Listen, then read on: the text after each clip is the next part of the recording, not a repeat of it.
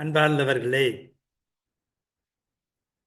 கடவுள் நம்மை தேடி வருகின்றார். தேடி வருகின்ற கடவுள் மிக இக்கட்டான நிலையிலே இருப்பவர்களை கூட மீட்க வேண்டும் என்ற ஆசையோடு வருகிறார் என்று நாம் நேற்று சிந்தித்தோம்.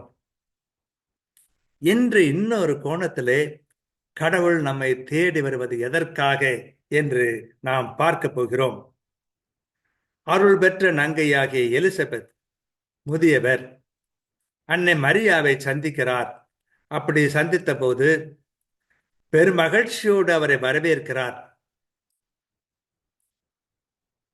பெருமையோடு வரவேற்கிறார். என் ஆண்டவரின் தாய் என்னிடம் வருவதற்கு நான் என்ன தவம் செய்தேன் என்று சொல்லி பெருமையோடு வரவேற்கிறதை பார்க்கிறோம். அத்தோடு நின்று விட்டாரா என்றால் இல்லை. அவர் வேறொன்றை சொல்லுகிறார். ஆண்டவருடைய சொல் நிறைவேறும் என்று நம்பிய நீ பேறு பெற்றவர்.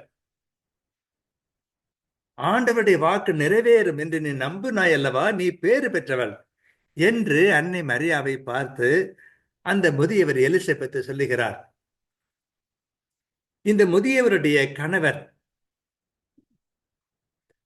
வானதூதரே தோன்றி இவருடைய நெடுங்கால ஆசையை நிறைவேற்றுவதற்கு வரம் தருகிறேன் என்று சொல்லும் போது நம்ப முடியவில்லை. எதிர்த்து பேசுகிறார். ஆகவே ஊமையாகி விடுகிறார்.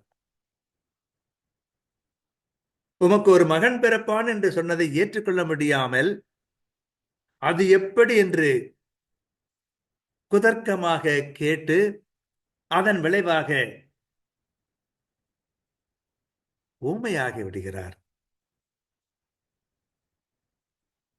இதை நன்கு அறிந்தவரான புனித எலிசபெத், முதிர்ச்சி அடைந்த எலிசபெத் தன்னுடைய அனுபவத்தின் முதிர்ச்சியினால், வெறுமனே வயது மட்டும் முதிர்ச்சி அடையவில்லை, அனுபவ முதிர்ச்சி வருகிறது. ஆகவே இறை நம்பிக்கை எத்தகையது, எல்லா சூழ்நிலையிலும் அதை ஏற்றுக்கொள்ள வேண்டிய ஒன்று என்பதை உணர்ந்தவராக இருப்பதனால் அன்னை மரியா ஆண்டவர் சொன்னதை ஏற்றுக்கொண்டு, இதோ ஆண்டவருடைய அடிமை, உம்முடைய வார்த்தையின்படி எனக்கு ஆகட்டும் என்று சொன்னாரே, அது மிக உயர்ந்த ஒன்று என்று பாராட்டுகிறார் என்பதை பார்க்கிறோம். அனுபவம் கற்றுத்தருகிறது. கடவுள் நம்முடைய வாழ்க்கையிலே பல வகையான சூழ்நிலைகளை உருவாக்கி விடுகின்றார். அவை எல்லாவற்றிலுமிருந்து நாம் நன்மையை அடைய முடியும். ஆனால் ஒரு சிலர் தான் நன்மை அடைகிறார்கள். பலர் தங்களுடைய அனுபவத்திலே அடிபட்டு போகிறார்கள். அனுபவம் நமக்கு ஞானத்தை தர வேண்டும். அதிலும் துன்பமான அனுபவம் என்றால் சரி, அதில் உண்மையிலேயே மிக ஆழமான ஞானத்தை நமக்கு தர வேண்டும். அதை இந்த அம்மையார் எலிசபெத் உணர்ந்திருக்கிறார். தம்முடைய கணவர் 10 மாதங்களாக வாய் பேச முடியாத ஊமையாக இருந்தார். காரணம், கடவுளை, அவருடைய அருள் செயலை, அவருடைய வழிமுறைகளை நம்புவதற்கு அவர் தயாராக இல்லை. கடவுளை நம்ப மறுத்தார். இவ்வளவுக்கு அவர் கோயிலிலே குரு, கோயிலிலே ஆராதனை செய்கிறவர், தொழுகை நடத்துகிறவர், அப்படியெல்லாம் இருந்தும் கூட கடவுளை முழுமையாக நம்பவில்லை. அதனால் அவர் தண்டனை அனுபவித்தார் என்பதை எலிசபெத் நன்கு உணர்ந்தவராக, அதிலிருந்து அனுபவம் பெற்றவராக இருப்பதனால் அன்னை மரியாவை நோக்கி, ஆண்டவருடைய வாக்கு நிறைவேறும் என்று நம்பிய நீ பேறு பெற்றவர் என்று பாராட்டுகிறார். நம்முடைய அனுபவங்கள்,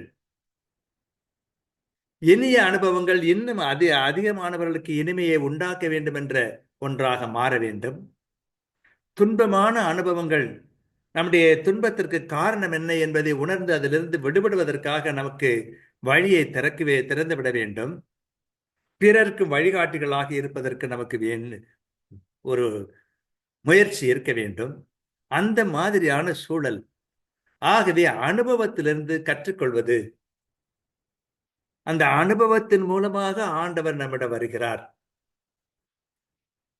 ஒரு தண்டனை ஒரு பெரிய உண்மையை இந்த மாதரிசிக்கு உணர்த்தியதை நாம் பார்க்கிறோம். ஆகவே நம்முடைய வாழ்க்கையிலே எவ்வளவோ அனுபவங்கள், இனிமையான அனுபவங்கள், கசப்பான அனுபவங்கள், வெற்றிகரமான அனுபவங்கள், தோல்வி மேல் தோல்வியால் துவண்டு போன அனுபவங்கள், நன்றி காட்டியவர்களுடைய அனுபவங்கள், நன்றி மறந்தவர்களுடைய அவர்களால் வந்த அனுபவங்கள் எவ்வளவோ இருக்கின்றன. இந்த அனுபவங்கள் நம்மை பழுக்க வைக்க வேண்டும்.